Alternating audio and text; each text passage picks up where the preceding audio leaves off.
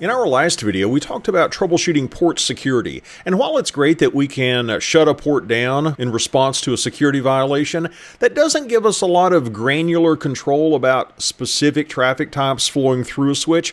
However, we can use something called a VACL, a VLAN access control list. It's much like an access control list that we have in a Cisco iOS router, where we could say we want to permit or deny traffic traveling from a specific source to a specific destination. And when we're doing troubleshooting of a VACL, we need to investigate the three components that make up a VACL. And the first one is an ACL, an access control list. And in a moment, we will go out and take a look in the live interface at output from the show access-lists command that can show us how our access list is configured. Remember, order is important in an access list. Remember that the order of operations goes top to bottom. We need to be careful about what we're permitting, about what we're denying. Let's put a keen eye on that access control list that we configure. Something else that might be misconfigured is a VLAN access map. An access map says, here's how we're going to treat traffic that was matched by an access control list. For example, we might say we want to drop that traffic, or we might say we want to forward that traffic. Let's take a look at our access map. And finally is a VLAN filter.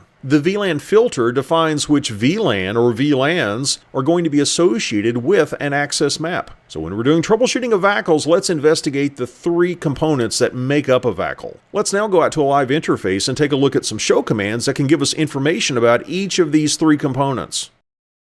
In this topology, I've got switch SW1 configured with a VACL, a VLAN access control list that's designed to block ping traffic or ICMP traffic from PC1 to PC2.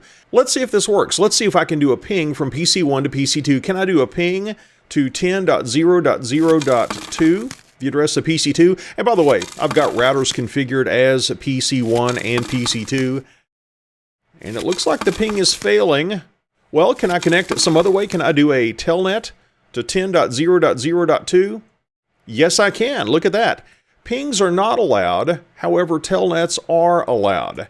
That's due to the VACL I've configured. And if this is not working as expected, we need to go investigate those three different elements that make up a VACL. Let's take a look at some show commands that can give us some insight into the VACL configuration. First, let's check out the access control list that's matching, in this case, the ICMP traffic. Let's do a show access-lists command, and we see that we're permitting. Now, permitting doesn't mean we're allowing here. Permitting means we're matching.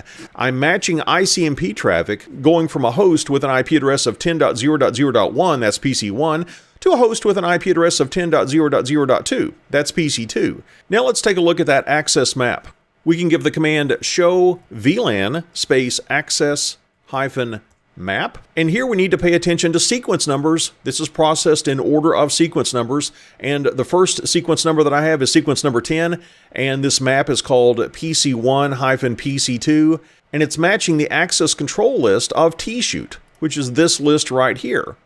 And the action is drop. In other words, if traffic is matched by the tshoot access control list, the access map says to drop it. But what about everybody else? Well, here I have sequence number 20, which is going to be processed after sequence number 10.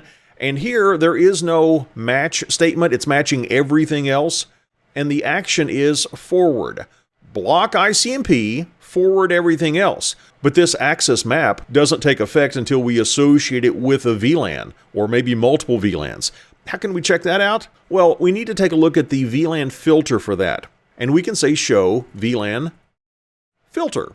And you can see that the VLAN map of PC1-PC2 is associated with VLAN 100. And both PC1 and PC2, they are connected to VLAN 100. Well, that's a look at three show commands that can give us insight into these three different components of a VACL.